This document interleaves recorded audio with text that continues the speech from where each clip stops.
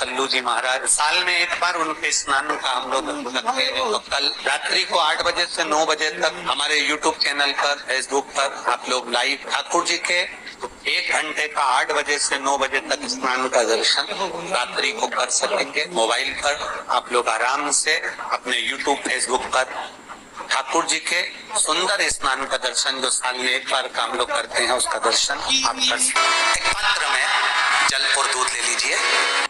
तो कहोगे गुरुजी ये कथा कहाँ से निकाल के लाए हो? तो विष्णु पुराण में से आप उसको स्मरण कर सकते हो। काय में से? विष्णु पुराण में से।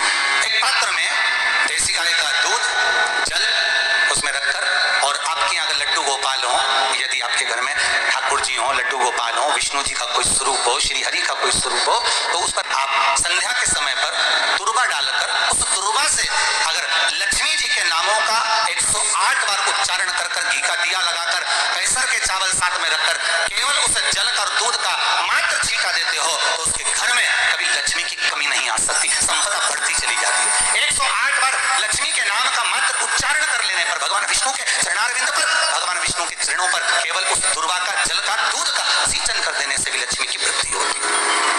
आपके घर में छोटे से ठाकुर जी हैं, आपके घर में छोटा सा कन्हैया है, और छोटे से कन्हैया जो पुराने समय का है, उसको नेत्र भी लगाने की जरूरत नहीं है, क्योंकि उसके नेत्र हैं।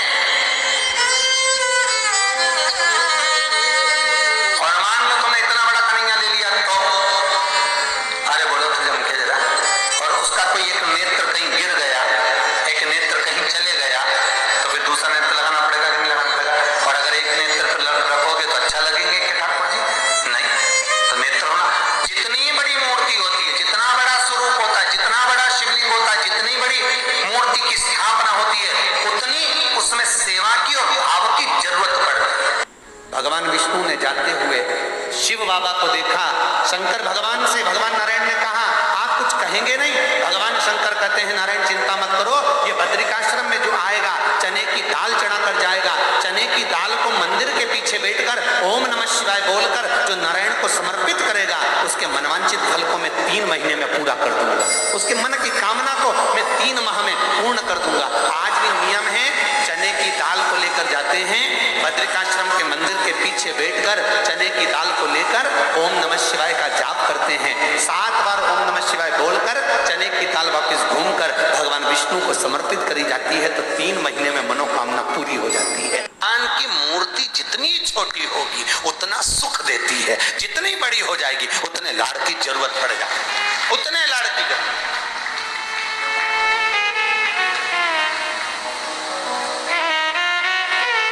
जितनी छोटी। अब आप कहोगे गुरुजी तुम इतनी बड़ी बड़ी बातें करते हो, तुम्हारे ठाकुर जी भी तो देखो कितने बड़े हैं। आपको मालूम होगा कि इंदौर में कथा थी, बहुत साल पहले, 20-1 साल पहले की बात होगी, 20-22 साल के पहले की। इंदौर के सेठ जिनके पास में ठाकुर जी थे, और उनके कोई गुरुजी, अब गुरुजी तो गुरुजी होते हैं, उन्होंने कह दिया इतनी बड़ी मूर्ति घर में नहीं होना चाहिए। अब उनको कह दिया कि इतनी बड़ी मूर्ति घर में नहीं होना चाहिए, तो वो इनको नर्मदा जी में विसर्जन के लिए लेकर जाने लगे या कहीं देने के लिए जाने लगे। वो हमारे यहाँ कथा में आए थे, तो वो अटैची लेकर आए थे, तो पूछ लिया हमने कि इस अटैची को आप कहाँ ले जा रहे हैं, क्या है इसमें?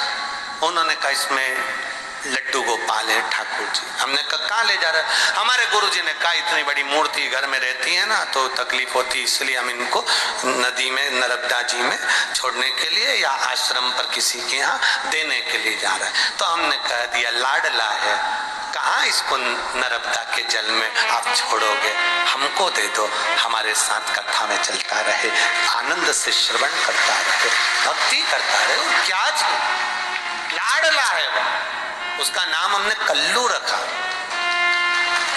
हमारा कल्लुआ है, लाडला। जय हो। सोमवार की अष्टमी पड़ जाए, क्या पड़ जाए सोमवार की? जम के बोलो जरा, अष्टमी। या तो सोमवार की अष्टमी पड़ जाए या हर महीने शिवरात्रि आती है, हर महीने आती है, या तो सोमवार की अष्टमी पड़ जाए या फिर सोमवार की शिवरात्रि पड़ जाए, हर महीने आती है। प्रयास करना कहीं से देसी गाय का दूध मिल जाए,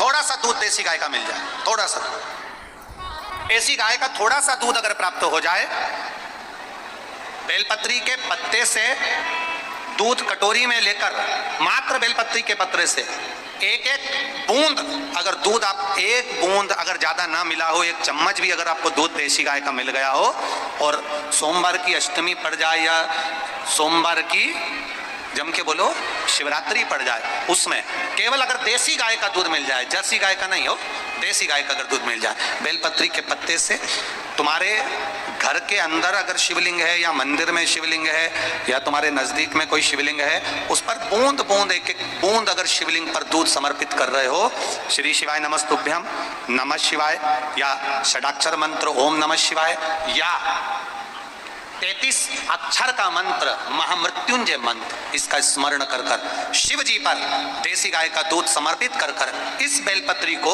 अशोक सुंदरी वाली जगह पर अगर आप समर्पित कर देते हैं, फिर आप जिस भी चीज के लिए अप्लाई करें, मेरा देवाधिदेव महादेव आपका हाथ पकड़कर खींच कर आगे बढ़ा ही दे। मेहनत करना, कर्म पूरा करना, पढ़ाई अच्छी करना, और पढ़ाई के साथ में विद्या अध्ययन करने के साथ में अच्छी मेहनत के साथ में देसी गाय का दूध भगवान शंकर को समर्पित करना, भगवान शंकर को समर्पित करना, देसी गाय का दूध धीरे धीरे धीरे धीरे समर्पित करना, भावों के साथ आप समर्पित करें। देसी गाय का दूध एक एक बूंद समर्पित करें, धीरे धीरे समर्पित करें। और देसी गाय का दूध जब धीरे धीरे समर्पित करें, बड़े रास्ते से, आनंद से धीरे धीरे जब आप समर्पित करेंगे, बेलपत्री वही दूध में सनी हुई बेलपत्र अशोक सुंदरी वाली जगह पर, उस समय पर डंडी का भाग शिवलिंग की ओर नहीं होना चाहिए, उस समय पर डंडी का भाग जहां से पानी बहकर जाता है अशोक सुंदरी की ओर से, वहां पर होना चाहिए। कार्य में सफलता मिलती है। शिव तत्व को धारण, सोमवार की अष्टमी का मतलब आपको इंदौर की कथा में बताया था, जिस दिन शंकर और पार्वती के मिलन का दिवस हो, और केवल एक माता पार्वती के अकेले मिलन का नहीं, 64 योगनिया तक भगवान शंकर से मिलने के लिए आती है। पीला चंदन लगा लेना, कितना लगाना है, बीच वाला जो पत्ता है उस पर पीला चंदन। जब आपको लगे कि मेरा जीवन बहुत कष्टमय है, अब ये रोग, अब ये कष्ट दूर ही नहीं हो रहा, अब ये आए दिन तकलीफ पर तकलीफ बढ़ती जा रही है, आए दिन रोग बीमारी, पैसा घर में बच नहीं रहा, बहुत कष्टमय जीवन है, इसमें लगाओ पीला चंदन बेलपत्री की बीज पत्ती पर। महाराज, और बीज पत्ती पर जब चंदन लग जाए, लगने के बाद में ये दोनों पत्ती पर लाल चंदन लगा लीजिए। इन दोनों पत्ती के बीच में जो डंडी का भाग होता है, आपको कहा था, आपको स्मरण में होगा शायद, हमने जब बेलपत्री की महत्वता बताई थी तो उस बेलपत्री की महत्वता में कहा था ब्रह्मा विष्णु महेश ये 3 हैं, बोला था।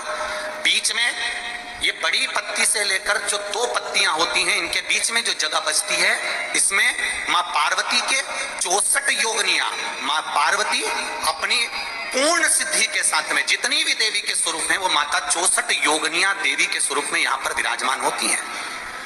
2 पत्ती के नीचे से जो डंडी होती है नीचे तक, ये पूरी डंडी में 33 कोटि देवी देवताओं विराजमान होते हैं इस पूरी डंडी के अंदर।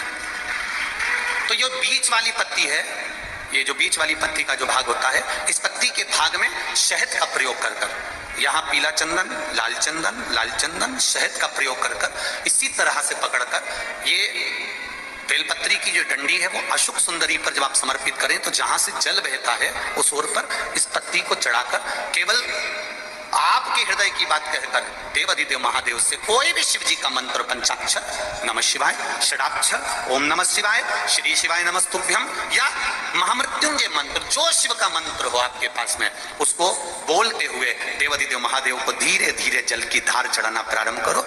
जल की धार जब पूर्ण होने लगे, उसमें थोड़ा जल बचे, तब अशोक सुंदरी पर जो तुमने बेलपत्र चढ़ाई है, वहां उस जलधार को चढ़ा। ये प्रयोग आपको केवल सोमवार की अष्टमी पढ़ने पर ही करना है। कौन से दिन करेंगे? जम के बोलिए जरा। सोमवार की अष्टमी पढ़ने पर यह प्रयोग करें। और जल चढ़ाकर बाबा से विनती कर कर उसी बेलपत्र को वापस उठाकर कहीं जलाशय में या किसी पेड़ के नीचे विसर्जन कर दें और 1 लोटा जल वहां भी चढ़ा दें। बस निवेदन कर कर आ जाइए, मेरा बाबा 3 माह के अंदर हाथ जरूर पकड़ेगा और आपको दलदल से बाहर निकाल देगा। हमें बताया था जिस दिन शंकर और